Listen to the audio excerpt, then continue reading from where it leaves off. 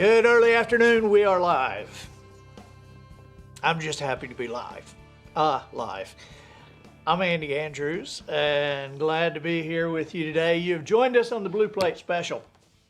Whether you are watching from home base, wisdomharbor.com, Facebook, YouTube, LinkedIn, Twitter, we're glad to have you here. We are here in Orange Beach, Alabama, in the financial district of Orange Beach, where all the skyscrapers are, and we're at the wharf, home of the famous Marlin statues and the even more famous escalator statues. If you visit here, you have to come see us at Wisdom Harbor and see our little museum and just say hello to us. But you also need to take pictures of yourself with the escalator statues and just send them home. I mean, these things are they're life size. They look just like escalators, and so you can have your picture taken with them, and you'll be one of the few that have this around the world. We have a great show today. We have a bunch of people in the studio audience, and we've got a great show. We're going to be talking today about phobias. We're going to list for you the 10 weirdest phobias that I have personally ever heard of, and we'll also have our comments on them, I'm sure. Dave Lardner says, "Good day, Andy. Enjoyed the Professional Noticer with Kyle Mills this morning." Yeah, the Professional Noticer, the podcast just came out. It comes out every Tuesday morning, and this week we had Kyle Mills, who is the New York Times bestselling author of 8 Mitch Rapp books. Kyle Mills took over from Vince Flynn when Vince died, and the books are as good as ever, and so it's a cool interview. We had a good time. Lacey Turns, happy Tuesday from Montana. Catherine Geisler from Alabama, and Marcy Crosser Taylor. And some good mornings, also like in the Professional Noticer, and Sandra Mendonca from sunny Searcy, Arkansas. By the way, Sandra, I was just with one of your, is it alumni or alumnus? What is it? I was just with one of the people who went to that school, with Willie Robertson this past week. We were pheasant hunting, and I told him my story about Harding University. Harding University is where Willie and Corey met, or maybe they were in school together and they met somewhere else. I can't remember exactly, but I told him about why Harding University is in my mind. And if you haven't heard that story, it's because their mascot is a bison, a buffalo. And I was performing on this stage that had this huge buffalo head on it, and you couldn't ignore it. I was in the it was the Student Union Center in the big open area. This thing on the wall, like behind me, and I made some comment, and somebody said, some kid in the audience said, that's our mascot. And I was like, "Oh, so you're the Harding University Bison or Buffaloes or whatever it was." And they said, "Yes, and that's really our mascot." And I was like, "That one?" And he said, yes, it is. And I said, what's the, and they said, well, a wealthy alumni or alumnus or a person who went to the school before, a wealthy person like that gave us a baby buffalo, and they raised it and had a barbecue for charity. I'm like, you ate your mascot? This is the only school I've ever heard of in my life. They ate their mascot. But I told Willie Robertson, I said, Duck Dynasty. You went to a school that ate your mascot. Irene Robinson, hey, oh God, Irene, I was with also with a Tennessee fan. And I know, Irene, you are an LSU fan, and Willie is an LSU fan, which is really too bad because he's a good guy. Um, but Dave Ramsey, in fact, it was Dave that invited us on the trip. And Dave is like a rabid Tennessee fan, and Willie is a rabid LSU fan. So that was a good day for Dave on Saturday. John Mason Smith, hey, from Amelia Island. Tony Hines from Virginia. Hey, if you're on Facebook, I want to, we continue to have social media issues, okay? And so I want to explain something very quickly that maybe you can help me with. They choke down posts. It's like I've got so many what we call followers, on Facebook, and then I would look and I go, wow, these people signed up to see the post. They signed up to it isn't like I coerced anybody. But where are they? Because every time we post something, there's like only a certain number see it. And finally somebody explained the intricacies of this to me. They choke it down. I can pay for everybody to see it. But it's like a lot. And so, but one little thing that we can do is if you will go on there and click favorite. You just follow my page, and then when you click the following button, a box with your settings will pop up. And so just click the favorites option and update it. And that'll put our content higher in your feed. And if you're on YouTube, just hit that subscribe button. And if you're watching anywhere else, like follow, subscribe, or whatever option you're seeing there. But if you can go back, if you're already following us, go back and put the favorites thing on there. And here's another little anomaly.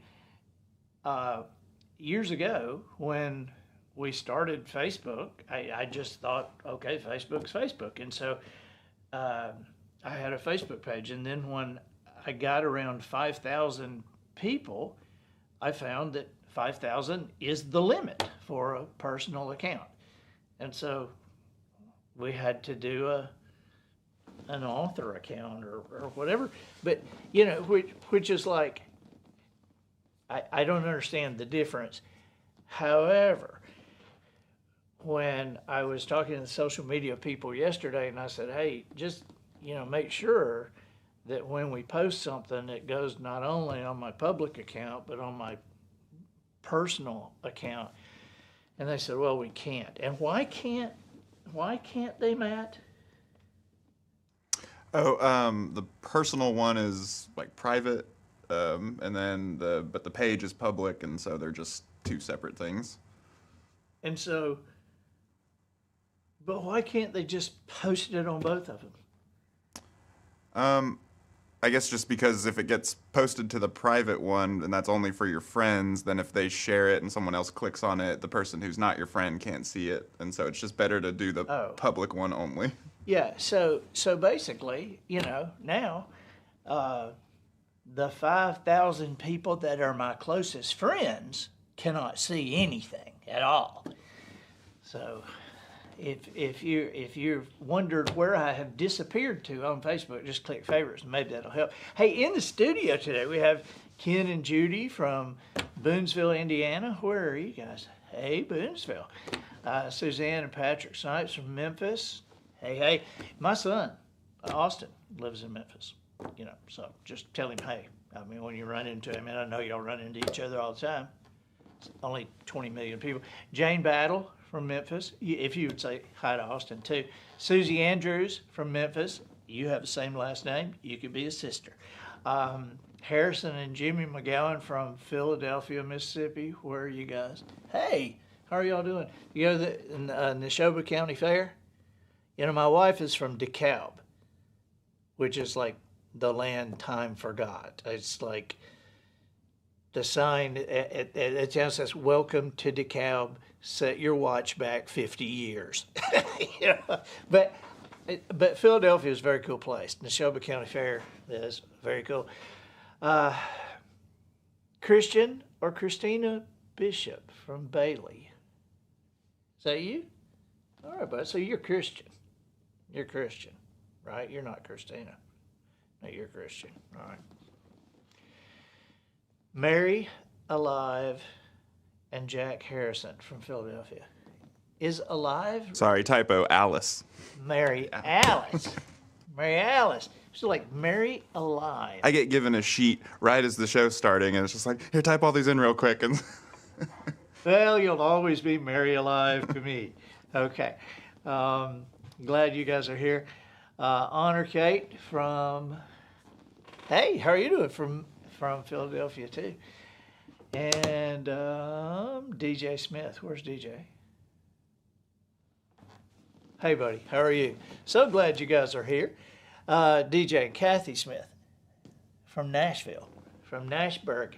Man, there were some Nashville guys on the trip. Mike Hardwick from Churchill Mortgage, Andy Marshall, who owns all the Puckett's restaurants, was there. And, you know, all I can say is pheasants can fly really fast. Really fast. Ray Eisenberg from Brentwood. Hey, Ray, how are you? Joe Arnold from Indianapolis. How are you doing, buddy? We appreciate you guys being here. You ready to get into it? The 10 weirdest phobias. Now, I got to say, oh, thank you. Janine says, nice shirt. Yes, this is my Bucky's shirt. And I'm still amazed at how many people I run into that don't know what Bucky's is. I mean, where have you been living under a beaver dam? Bucky's is the coolest thing ever. And Bucky's carries the Traveler's Gift and the Noticer. And we got an email in here one day. This is like over a year ago. And it said, Andy, my wife and I read your books,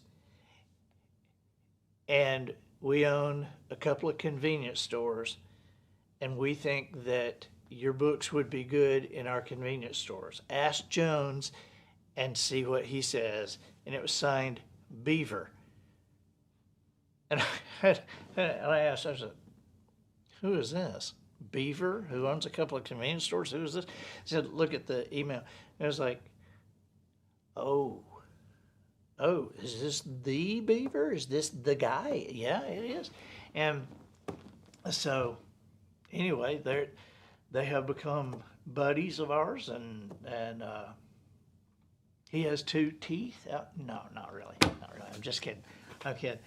Beaver and Joni are awesome people, and so but the books are in the stores. So, okay, before we get into specific phobias, I want to give you a little history about phobias. It was an American physician named Benjamin Rush who really kind of kicked off this craze for naming fears all the way back in 1786. And the word phobia is derived from Phobos, who is the Greek god of panic and terror. How about that? Isn't that nice? Benjamin Rush used the word to describe psychological phenomena. He said, I shall define phobia to be a fear of an imaginary evil or an undue fear of a real one. And at the time, he listed 18 phobias. 1786, it listed 18 phobias, and among those were fears of dirt. I'm so scared of dirt. Ghosts, doctors, and rats. Now I can see being scared of ghosts and doctors and rats. But dirt, how are you going to avoid that? Over the next century, psychiatrists developed a more complex understanding of these traits, and they came to see phobias as traces of our personal history, manifestations of instinct and desire that Sigmund Freud said that we had repressed. And they identified dozens of irrational fears, and among them are fears of public spaces, fears of big spaces, fears of small faces, fear of blushing, and a fear of being buried alive, which, come to think of it, I have that fear. I mean, I don't think about it often, but if you're going to have a phobia about something, being buried alive is a good one to have, I think. To be diagnosed with a specific phobia, though, by a psychiatrist or psychologist, this fear has to be, because I'm like, how do you get, people say, I have a fear of heights. Okay, yeah, me too, so don't climb on anything. But how do you get diagnosed? Okay, so to be diagnosed by a doctor, this fear must be excessive, unreasonable, and have lasted for 6 months or more, and it must interfere with normal life. Most people don't even report them, and they choose instead just to avoid the object or the situation that they fear. And this makes it difficult to measure the prevalence of a certain phobia because people aren't reporting them. But recent studies suggest that 1 woman in 10 experiences a specific phobia and 1 man in 20. So women are twice as likely to be phobiaized, I guess, than men. Psychologists argue that many of our phobias are adaptive. Our fear of heights and our fear of snakes are kind of hardwired into our DNA, so to speak. And then that was like God made us afraid of heights to make us careful not to fall off a cliff, or scared of snakes to avoid being bitten by a snake. Our disgust with rats can protect people from disease. And this may also, they say, explain why women are disproportionately phobicized, especially in the years in which they can bear children. And so the suspected reason is that their heightened caution protects their children as well as themselves. So all phobias are individual cultural creations, right? Because the moment at which each one is identified or invented in somebody's mind marks a change in how you think about yourself. So real phobias are oppressive, and they make the world around us scarier than it should be. Phobias really endow objects or actions with mysterious meaning, and they give them the power to possess us and transform the way we act and live. Phobias actually exert a physical hold on us, but I always think I think phobias also reveal how truly strange we are as human beings, especially when you see some of the stuff that we're scared of. Because I think there's some that have an event cause. I've got a friend, and I asked him, this was like, I don't know, 10, 15 years ago, we were going to Atlanta, and we were staying in the Marriott Marquis, and we were doing the reservations, and he said, hey, get me one on the ground floor. Now, the Marriott Marquis in Atlanta is this 40-story thing that has a 8-story lobby, and he said, get me a room on the ground floor. I said, I don't think the Marriott Marquis has a room on the ground floor. He said, really? I said, no, I really don't think it does. He said, I'll stay in another hotel. I said, what? He said, yeah, I need to stay in another hotel. I'll find my own hotel. I said, well, what is this? He said, do you not know about my elevator thing? And I said, no, I don't. And he said, yeah, I haven't been on an elevator in about 20 years. And I said, no, why is this? And he said, I was on an elevator one time, and he said, when I tell you that I thought I was going to die, I'm not telling you that is an expression of being freaked out. I thought I was going to die. I thought my heart was going to stop beating. I was going to die.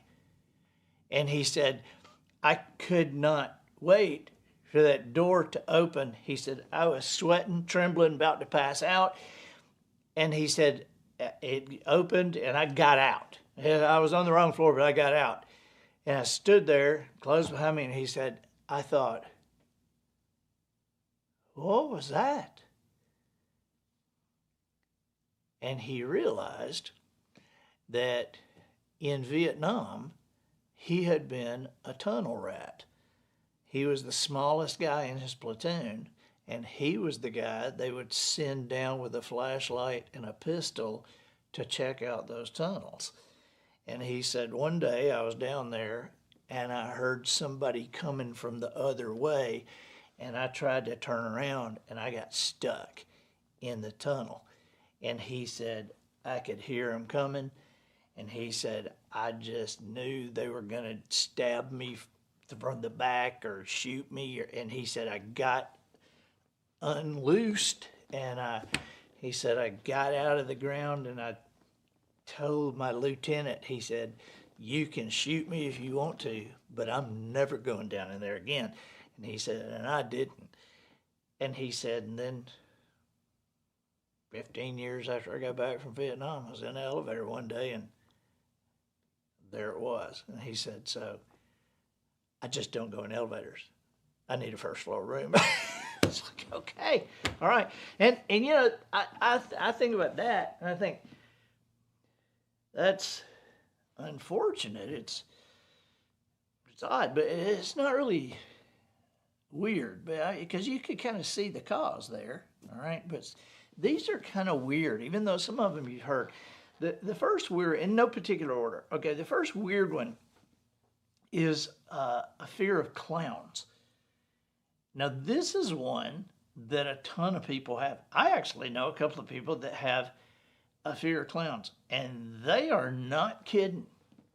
I mean, they don't want to be teased about it. They don't want you to pop up in a clown suit or, you know, give them a little clown. They don't want to hear it. I mean, they're serious about it. And fear of clowns is known as Frogophobia, and it became prevalent in the United States in the 1980s after newspapers published pictures of the serial killer John Wayne Gacy dressed in a clown suit. And the fear kind of became a collective hysteria with stalker clowns that were spotted in Massachusetts, Rhode Island, Kansas City, Omaha, and Colorado. I mean, people were seeing these clowns everywhere, right? But it even spread further in 1986 when Stephen King published It. This supernatural clown in King's novel is this malevolent being who takes on the shape of whatever a child fears the most. And his grin hides a soul of horror. Okay, I'm scared of clowns now. Yeah. It's amazing how like all that kind of wrecked in like an industry, because I met someone who they said back in the, I don't know what it was, 70s or something. They're like, yeah, I went to clown college. Like, I learned how to be a professional clown, and not much you can do with that anymore. I know a clown. A real one? Well, yeah. What a great line. Hey, there's a clown over here. A real one or somebody dressed up like a clown? But you know, Charlie and Sherry. Charlie Fry. Charlie was a Ringling Brothers clown. Wow. And his father was, and his grandfather was. Wow. And Sherry, his wife, she was a trapeze person. They met in the circus, but they live in Las Vegas now. And you know how people have on their hearths, you know, they have something set up there to remind, or a picture up on their chimney inside. Charlie and Sherry have 3 sets of clown shoes. His grandfather's, his father's, and Charlie's, those big old things. Some people would call that a generational curse. If you're afraid of clowns. That's very good. I'm not scared of Charlie though. I'm not scared of Charlie. Insects. Now, not spiders. Spiders is arachnophobia. I don't consider that very weird. That's pretty normal. But this is a weird one. Acrophobia is an extreme fear of insects, which can develop into a belief that little bitty creatures have invaded your body. And some acrophobes gouge out their own flesh in attempts to dislodge imagined insects. Louis Brunel was visiting Salvador Dali and found him stripped to the waist in a Parisian hotel in the 1920s. And he had this enormous bandage on his back. Apparently, he thought he felt a flea or some other beast, and he had attacked his back with a razor blade. So he's bleeding profusely, and his friend got the hotel manager to call a doctor, and they found out that the flea was in reality a pimple. So, but wow. I mean, you're that freaked out that you're going to cut it out yourself. Now, this one, Jen Andrews says she's terrified of frogs. We're getting to that. All right. This one blew my mind. Apparently, at the turn of the 20th century, many of the Inuits in Greenland, they developed a phobia of their kayaks. Kayakophobia, I guess, or canoeophobia. But they abandoned these kayaks, and these kayaks were how they hunted seals. But they became paralyzed with this fear being out at sea. And in some coastal districts, more than 1 in 10 of the adult males had kayakophobia.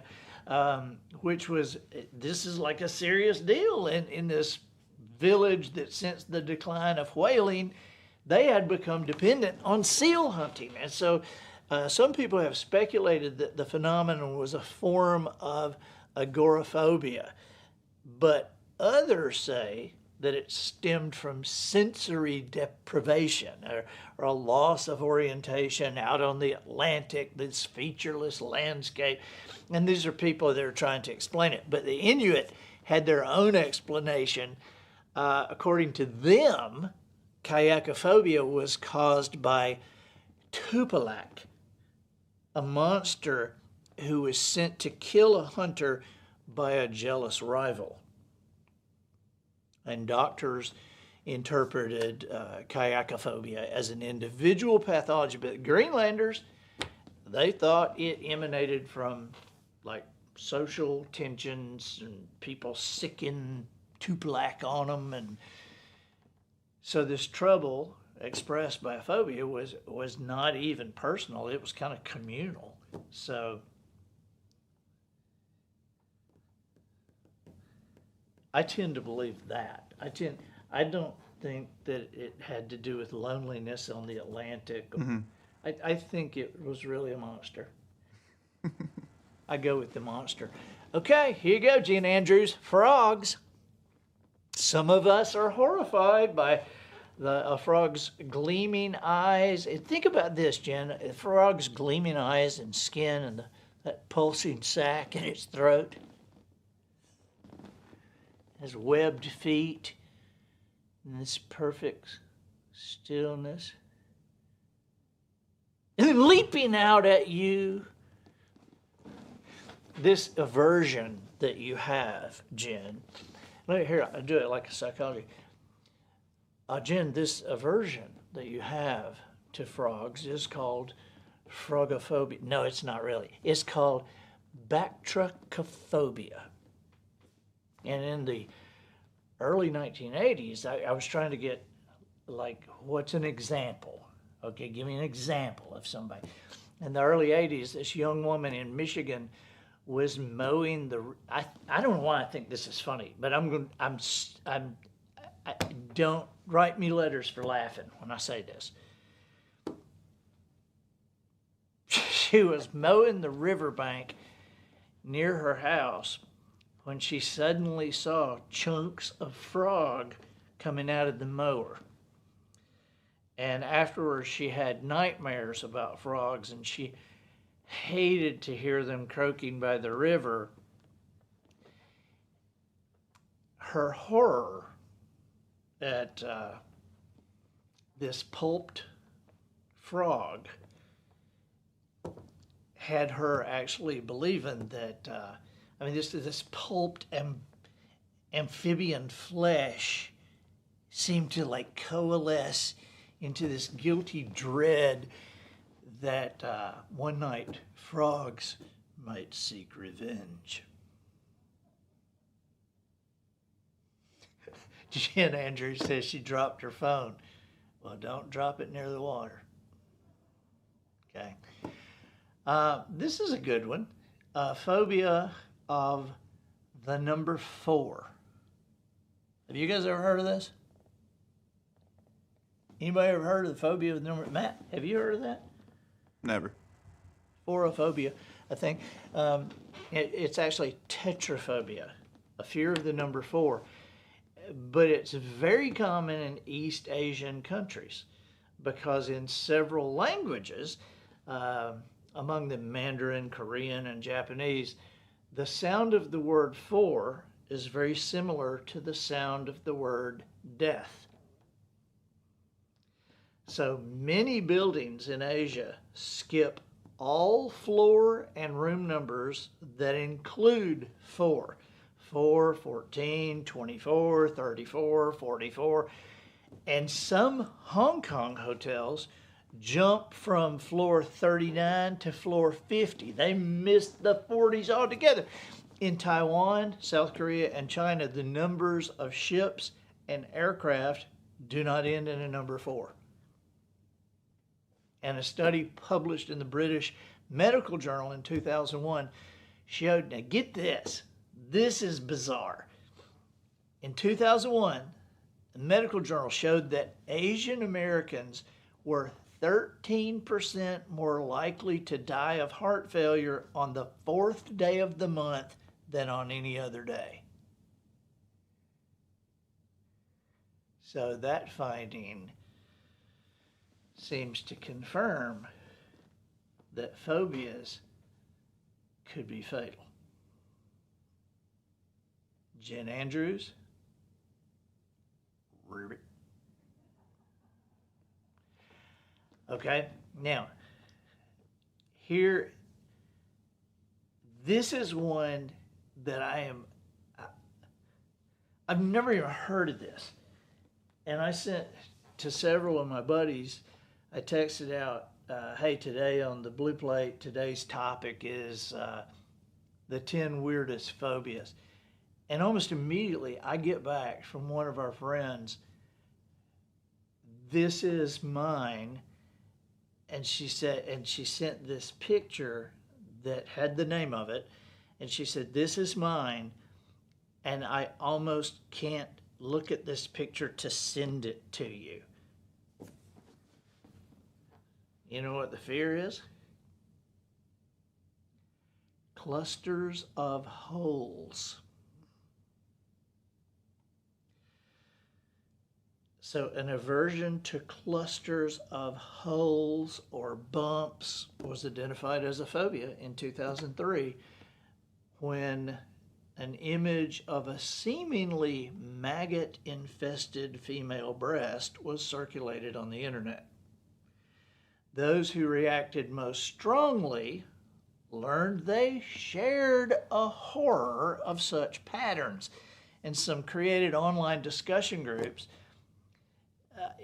were all over. And then in 2005, one participant invented the word trypophobia to describe the trait. The original internet show, the maggots and the female breast, turned out to be a composite picture, a Photoshop picture of a lotus seed pod and a woman's breast. But this made it no less repulsive to true tryopophobes, because the phobia can be provoked by any conglomeration of rough circular shapes in sponges, barnacles, biscuits, soap suds, or honeycombs. I mean, can you imagine living with that? It'd be difficult, that's for sure. Like a ham and cheese omelet, please. What kind of cheese would you like? No, it's not Swiss. Not Swiss. Not Swiss. Gee, okay. All right. How about this? A phobia of beards. In 2013, Jeremy Paxman, whoever this was, accused the BBC of Phogophobia, which is a term coined in the 19th century to describe a hatred of beards.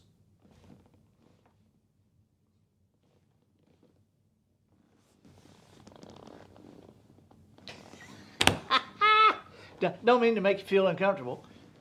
But this guy sued the BBC, okay, after he appeared on the show called Newsnight, and he was unshaven. And he claimed that the corporation was averse to all facial hair. And so he sued them. I mean, is that the stupidest thing? But there's actually historical precedent for a sweeping charge of somebody, not liking all beards. Because in Albania, in 1967, the dictator there's Enver Hoxha, and he banned beards in the country. Banned them. But early cave drawings also indicate that even Neanderthals removed their beards. Maybe to get rid of parasites. Maybe somebody had beardophobia. But but get this, they used clamshells as tweezers. Now you got a lot of hairs on your face if you were going to have to pull them out with clamshells. That would hurt, I'm thinking. Whew. Wow. Okay. How about a fear of trains?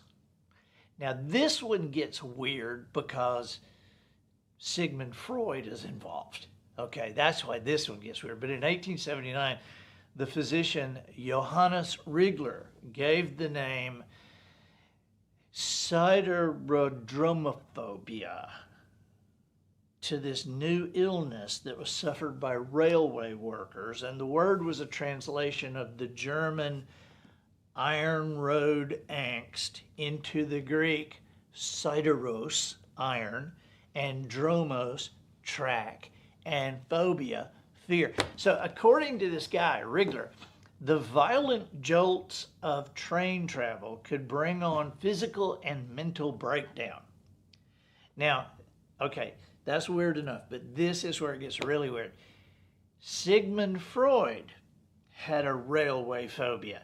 He had this. But talk about a little odd self-diagnosis. He said that it began on an overnight train trip from Leipzig to Vienna when he was 2. And he speculated that he had seen his mother naked on this journey and had developed the phobia by displacing onto the train both his excitement, his words, "My libido was stirred towards my mother," and his fear that his father would punish him for his desire. Right, you're 2. Yeah, you're 2. You're thinking, hey, mom looks pretty good, but dad would be jealous. Yeah, you're 2. God almighty. Sigmund Freud. You know, sometimes a cigar is just a cigar, okay? Freud later argued that boys were aroused by the pounding motion of railway travel, and those who repressed the fantasies associated with these sensations might, like him, acquire a phobia of trains. Instead of inducing excitement, the tremble of the locomotive would bring on nausea, anxiety, dread, and an odd love for your mother. That just seems very bizarre to me. But you know, I mean, so here's Freud, the father of whatever he's the father of, and everybody thinking this guy thought at 2 years old his mother was hot, but he was scared of his daddy at 2. All right. This is just ridiculous. Okay. Telephone calls. Doctors at a Parisian hospital made the first diagnosis of telephonophobia. That's really the name, telephonophobia, in 1913. And their patient was seized by this anguished terror when she heard a phone ring. And upon answering a call, she froze and became almost incapable of speech. So in the early days, the telephone could seem this sinister, intrusive device. And actually, today, to me, telephone seems like a sinister, intrusive device. Mm-hmm. I can hear the phone ring and go, oh. Yeah, I've noticed if someone has their ringer set to the same tone as my alarm clock in the morning, when I hear a phone go off, it like kind of jolts me because I'm like, I don't know. It's just... Yeah. Phones make so many sounds now. I have Austin and Adam both have their own. They have songs they've selected as the ringtone for them on my phone, and I'm always hearing that song as a ringtone on somebody else's phone, and I think it's Austin calling. That's fine. I swear, you have probably the loudest ringtone I've ever heard, though. The amount of times I've seen your phone go off and you go,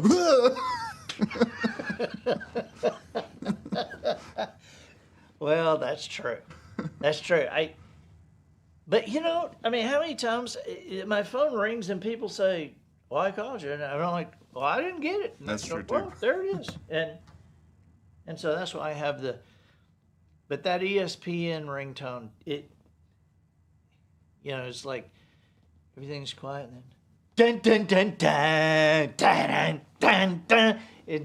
That's a little bit more than ring. So, okay. Well, I think we're down to our last one, I think.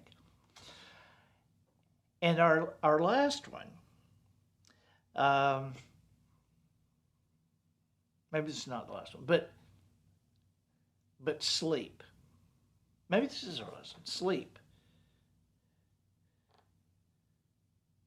Now that would be an inconvenient thing to be phobic about.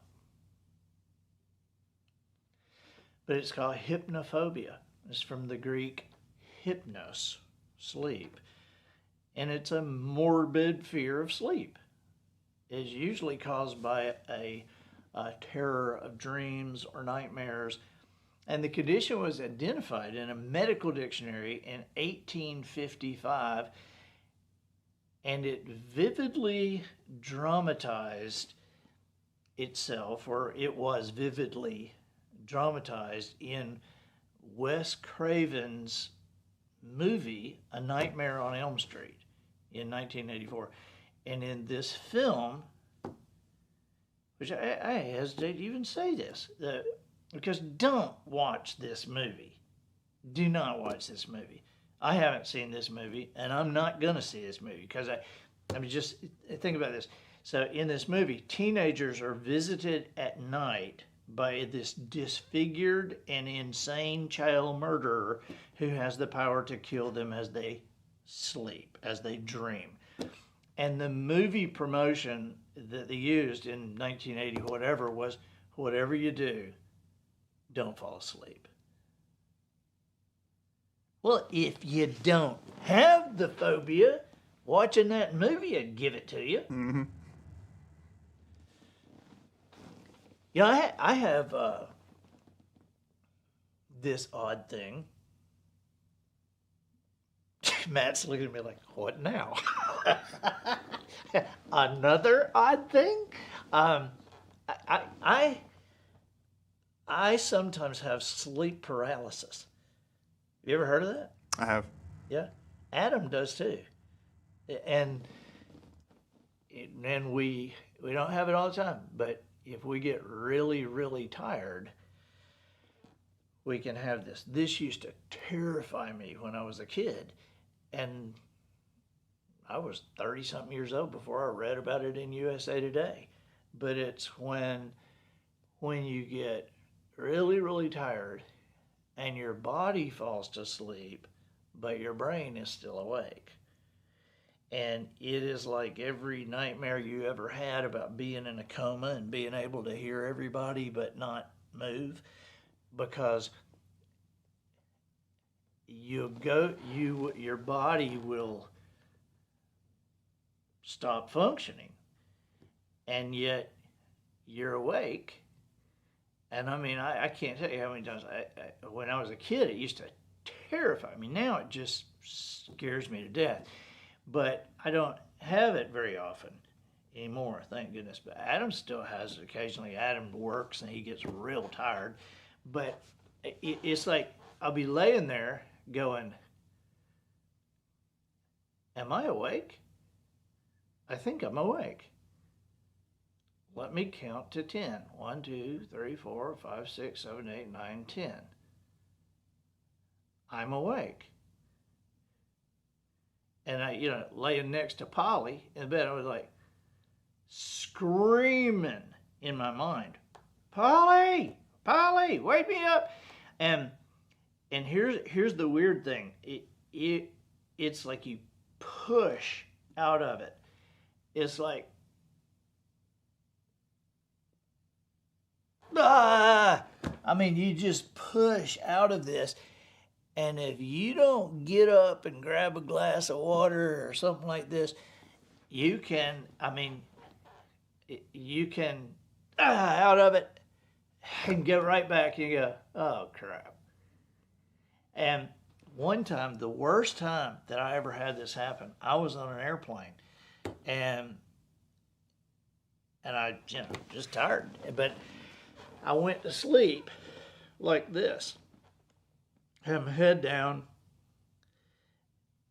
and I went to sleep, and then I realized I'm awake, but I cannot lift my head up. And I couldn't open my eyes. And I was like aware of everything going around me. And I remember breaking out of it, and I went,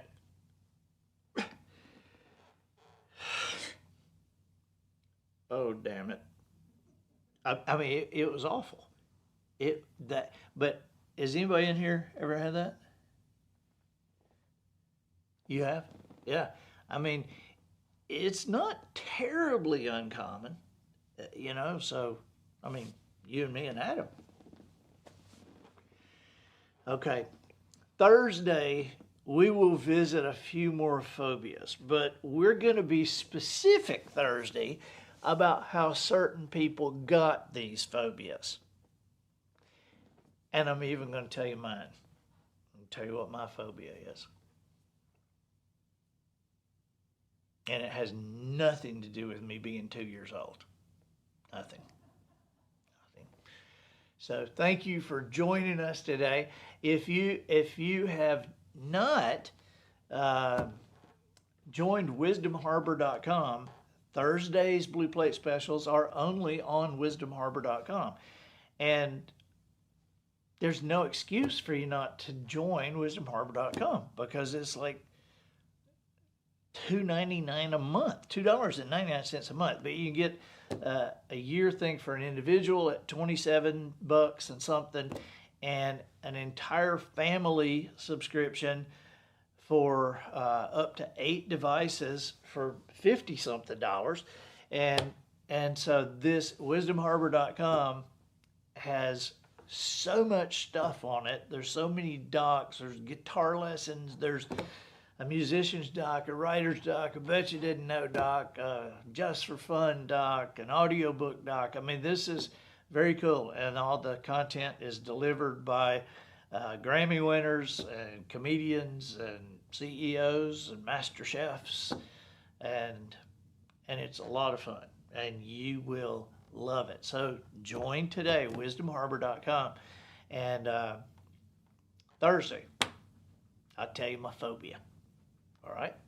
So take care. Thank you, guys, and we'll see you soon.